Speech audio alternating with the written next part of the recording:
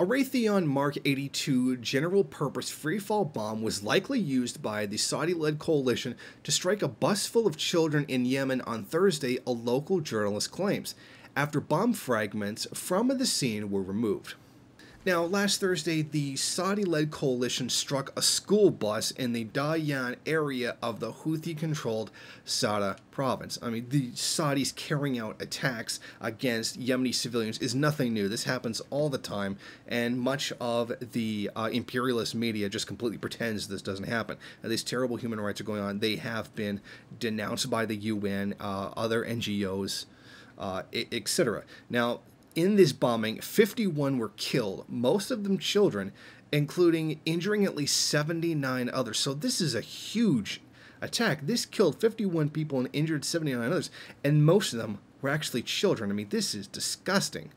But this is the kind of thing that we expect from the Saudi government, given what they have done their entire siege against Yemen.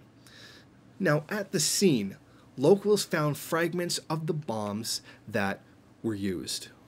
Harrowing images from the site shared by journalist Nasser Arabi showed fragments that appeared to be from a 500-pound Mark 82 bomb, which the U.S. continues to sell to Saudi Arabia, while a photo of the fragments has yet to be independently verified. The pieces of the Mark 82 bomb have surfaced repeatedly amid the ongoing Yemen bombing campaign.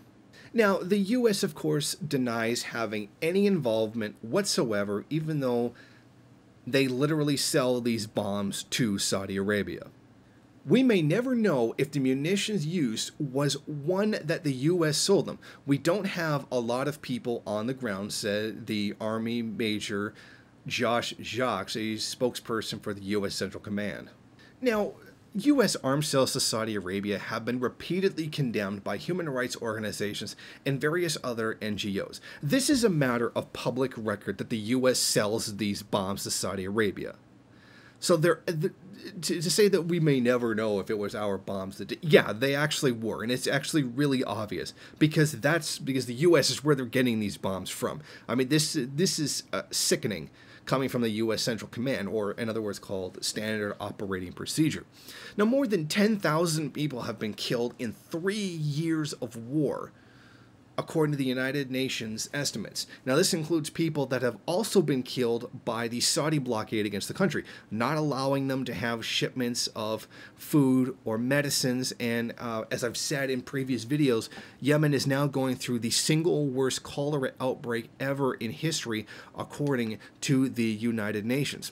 Now, despite outrage that has been rightfully thrown towards the United States for selling these bombs to Saudi Arabia, now, despite the calls to stop the Pentagon, they went on to award Lockheed Martin, General Dynamics, a very long-standing military supplier for the United States, key contracts to supply the Mark 82 500-pound bombs. And this is another example of not just this, in this particular situation, the U.S. complicity in the crimes that are being carried out in Yemen that the world is frankly turning a blind eye to. And when I say the world, I mean the imperialist world, the ones that are largely responsible for these things happening and just pretending that they're not, because Saudi Arabia carries out imperialist interests inside the Middle East, along with Israel, etc. And now Israel is considering getting into the conflict as well. I mean, exactly what do the Yemenis have to do? I mean, they're basically holding on by a thread, and they're being destroyed by a frankly a first world developed nation of Saudi Arabia. And they're being absolutely brutalized and have very limited ability to actually defend themselves and frequently suffer massacres of their civilians. It's high time that the UN get off its ass and actually do something about this situation and possibly prosecute the United States for supplying the weapons that are being carried out, that are being used to carry out these killings against the Yemeni people. But as we all know, the UN is completely useless in these situations because they're not going to stand up to the United States and do anything that would contradict U.S. power, because in the end, they're essentially wholly owned by the United States itself. Thank you for watching. If you like this program, then please head over to my Patreon page and set up a monthly donation. It's your donations that keep this program running. Also, if you would like, please rate, comment, subscribe, and share in various social media.